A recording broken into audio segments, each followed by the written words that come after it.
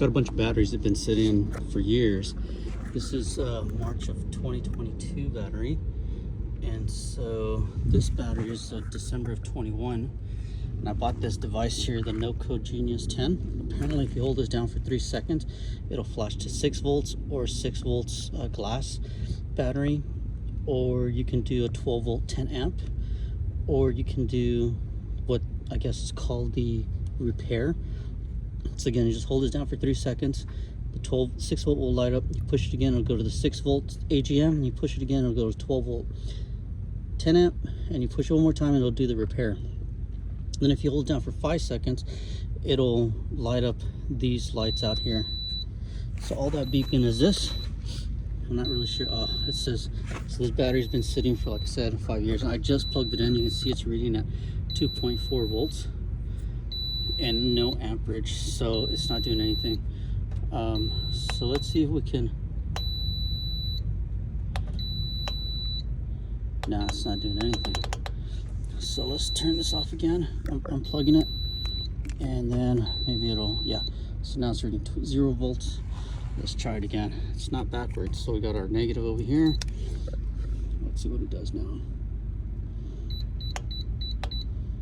Fast charge. Let's see, battery charging at 3.1 volts. So the consensus is that you charge the battery before you try to repair it. And apparently, I forget, there's supposed to be like a 5-second thing that you hold it, and it does this like flashing through this, and it does like 5 minutes of stuff, and then after that you charge it. And so right now with this here, I believe you're supposed to leave it at 4 hours.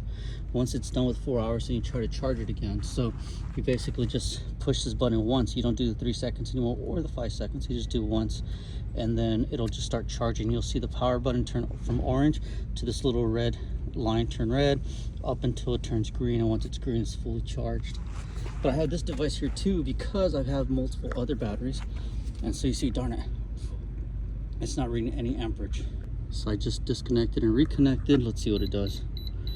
Now it's reading 6.7 volts. How weird is that? And it's not doing anything. It says 0 amperage still. So let's just 7.2 volts. Wow, it's doing something. Let's see if it'll beep at us. Well, that does its thing. Let's look at these other batteries. So I've got these batteries here, and I can't remember if these are 6 or 8, and the labels are basically gone. But I'll get the voltmeter here and we'll check it out. Batteries galore. Look at this hybrid battery. That fan is freaking trash now, unfortunately. I mean, it may still work. Oof, it's already falling apart. Yeah, plastic inside is just shattering. Unfortunately, you know, this piece here is like a $50 piece, just sitting there. Yikes. And if those ever touch, they've already shorted out. So anyways, this is a Prius battery. I think it had like 2 cells that were bad. Now maybe the whole thing's done, trash. But these are 6 volt batteries maybe.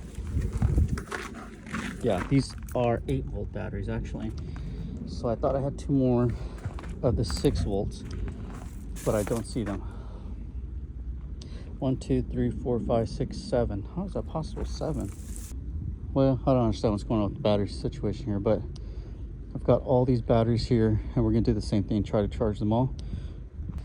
I used this little beaver yesterday, and I'm gonna sell it, but I just went ahead and sprayed it because it was rusting out. So I sprayed it this color here. I was gonna use that as an initial like premix or primer, if you will, and then paint everything this bright red, but I decided against it. What are your thoughts on it? So I got the connecting pole too. This thing works great. Really the only thing it needs is a kill switch, if you care about that. I obviously don't care about the kill switch, but you need to turn this off. You just put it in the off position. You see it's still in the off position. So I generally don't like to leave that like that. I'll leave it in the on position, and then I'll turn the gas off. So that's the off position. The choke doesn't really matter right now because there might not be any gas in the carburetor. I don't know if you can tell, but it's smoking a little bit. That's because it's sucking in oil. So once you open up the choke, now it's sucking in air.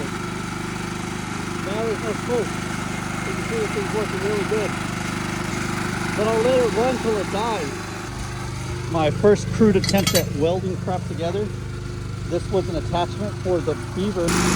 This is technically the bottom, but it'll sit right here, So if I get it stuck, it's got the chains on it and I can pull it out.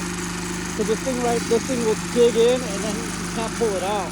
So what I actually did last time I used that thing was I used the ladder there and I put ratchet straps. And I used the A-frame and I put a ratchet strap going down and I just ratchet strapped the thing up and pulled it out great. And luckily I didn't break my ladder. That thing doesn't weigh a lot, except obviously when you're moving dirt, it does weigh a lot. Look at Ronnie. Oh, you didn't see him. The elusive Ronnie. They say the gas is about to end in the carburetor.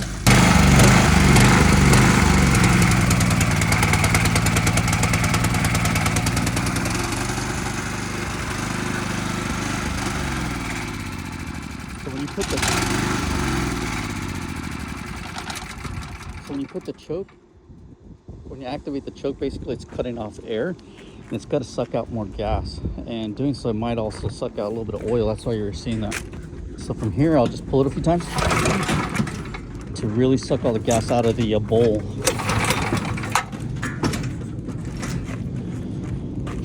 This is the bowl I'm talking about. So sometimes, yeah, this one does. Sometimes it'll come with the drain plug, so you can actually just turn off your gas and then pull out your drain plug and then let the gas come out. Instead, I just let it run and then I'll pull it about 10-20 times and suck all the gas out of this. I'm gonna do that now. Okay, back to the batteries. Let's go check out these batteries over here. Wow, look at that. We got 11.1 volts with 0.12 amps. So it's gonna do a very slow cook on this thing. It knows that something's not right. So that's why I bought these here. You know, one time these things were shorting out and they were zinging the crap out of me. Not a crap, just give me a little zing. In fact, I didn't know if I was getting zinged or if maybe I was having like a muscle twitch or whatnot. That's how light it was. But this one here is supposed to stop at 6 o'clock. Right now it's about 3 o'clock. So it still has another 3 hours. I'm gonna go ahead and just wiggle the clamps a little bit just to make sure it's got a good bite. Same situation here. Just wiggle them a little bit, make sure it's got a good bite. And this thing supposedly is charging, so we'll leave it alone and we're gonna go hunt for another battery. So I've got another one of those. Oh, I forgot. This hybrid's been on for like an hour. I was charging this battery. So, oh yeah, look, it's reading 13 volts at 6.86 amps. Because this battery's been sitting for a while too, and it was dead. So generally at 13 volts, it should crank up pretty good. I don't know why it's reading that it's only that much charge. So, and all I did to this, I just plugged it in, hooked up my positive negative, and just walked away. For those 8 volts and 12 volts, you do have to kind of push this button, and it's a little tricky. I think it has to be disconnected for you to pick the voltage and then connect it and then let it run. But that's done really well. Those other 6 volt batteries, the ones that I had only 5 of, those things charged up really well. Let's see if this thing's gonna start.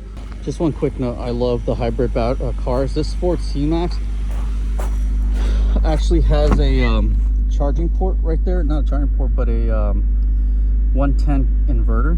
So I love it. And the AC actually works on it. So what more can you ask for, you know?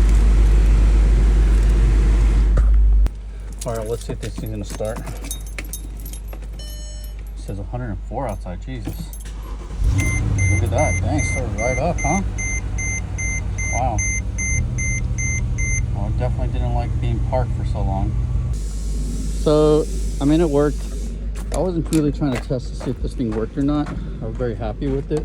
The all meter, intelligence, whatever it's called. Here's the stuff. So this has turned out to be a pretty good charger or whatnot. I did put like a little thing on there so I can put both of them on one outlet. They don't draw a lot of electricity. You can see it's only 0.68 amps.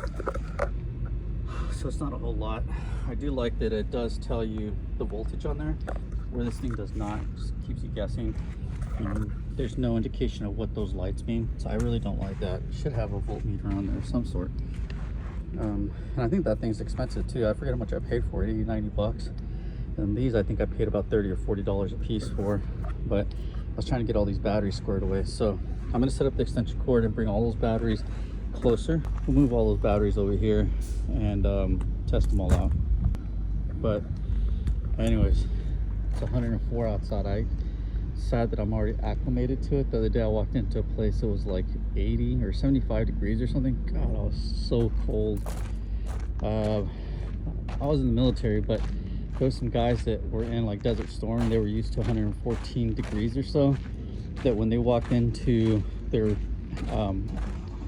what are they called, armed personnel characters, APVs, armed personnel vehicles, they were freezing.